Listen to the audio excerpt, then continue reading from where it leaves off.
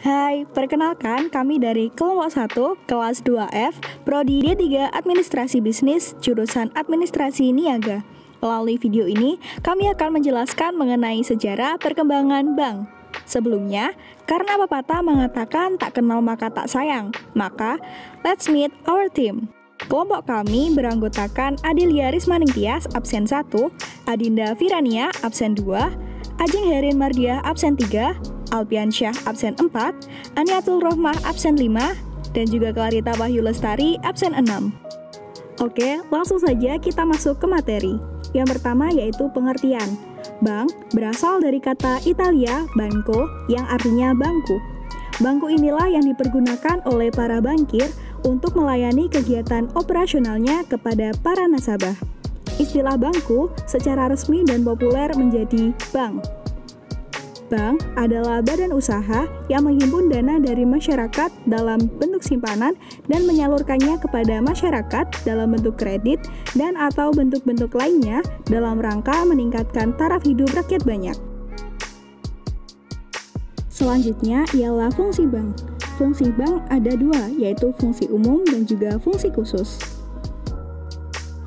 Fungsi bank secara umum, yaitu bank menghimpun dana masyarakat dan menyalurkan kembali pada masyarakat untuk berbagai tujuan atau dikenal sebagai financial intermediary. Fungsi bank secara khusus.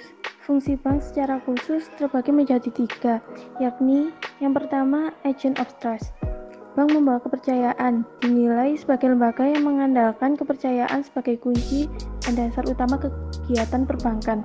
Kepercayaan tersebut dengan tujuan masyarakat selaku nasabah bisa mengambil uang sewaktu-waktu tanpa masalah, tanpa adanya ketakutan bank akan bangkrut dan sebagainya. Yang kedua, agent of development. Hal ini karena bank mampu memberikan kegiatan yang mengajak masyarakat untuk melakukan investasi, distribusi, konsumsi, atau jasa yang menggunakan uang sebagai medianya. Yang ketiga, agent of service. Bank menawarkan berbagai jasa keuangan seperti jasa penyimpanan dana, pemberian pinjaman, dan lainnya.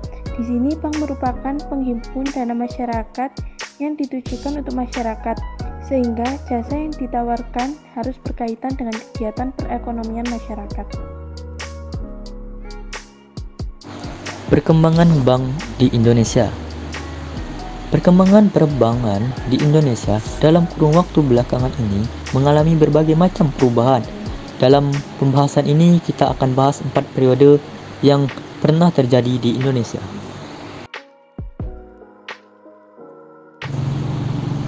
Periode pertama terjadi pada tahun 1988 sampai 1996. Dikeluarkannya paket deregulasi 27 Oktober 1988 Pakto 88. Antara lain berupa relaksasi ketentuan bermodalan untuk pendirian bank baru telah menyebabkan munculnya sejumlah bank umum berskala kecil dan menengah. Pada akhirnya, jumlah bank umum di Indonesia membengkak dari 111 bank pada Oktober 1988 menjadi 240 bank pada tahun 1994 sampai 1995.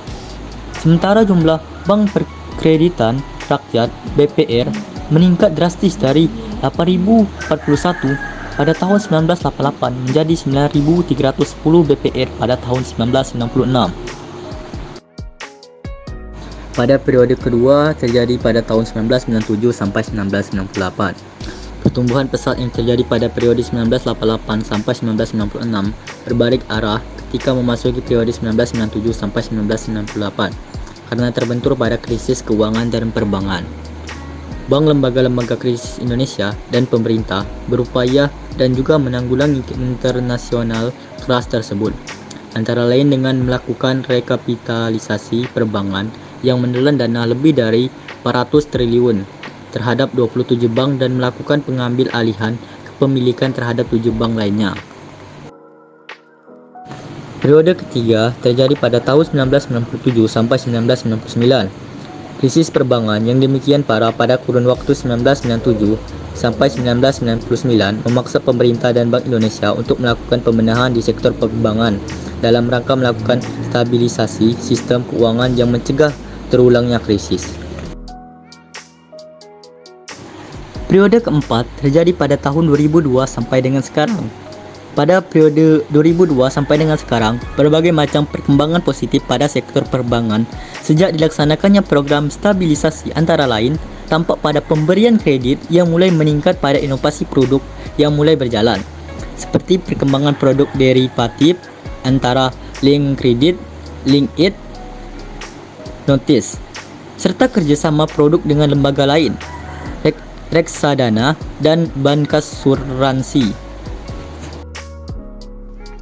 Selanjutnya yaitu kegiatan bank umum dan bank perkreditan rakyat.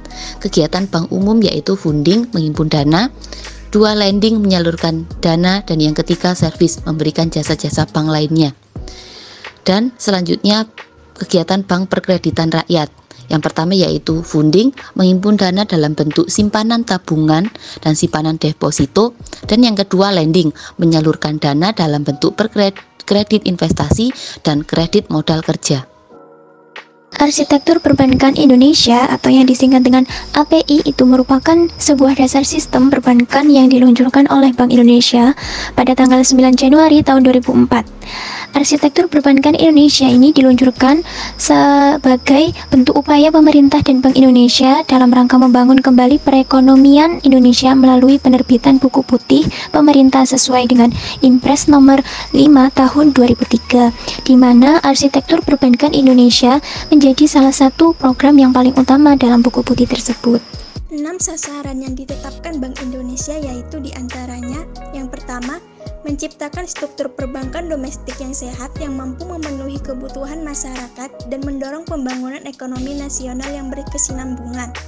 Yang kedua, menciptakan sistem pengaturan dan pengawasan bank yang efektif dan mengacu pada standar internasional.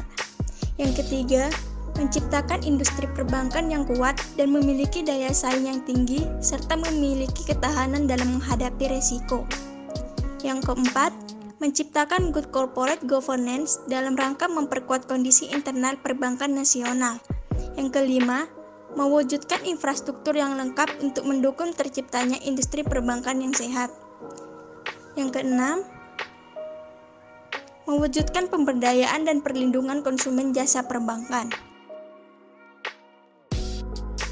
Sekian yang bisa disampaikan oleh kelompok kami. Apabila ada kesalahan, kami mohon maaf, dan atas perhatiannya kami ucapkan terima kasih.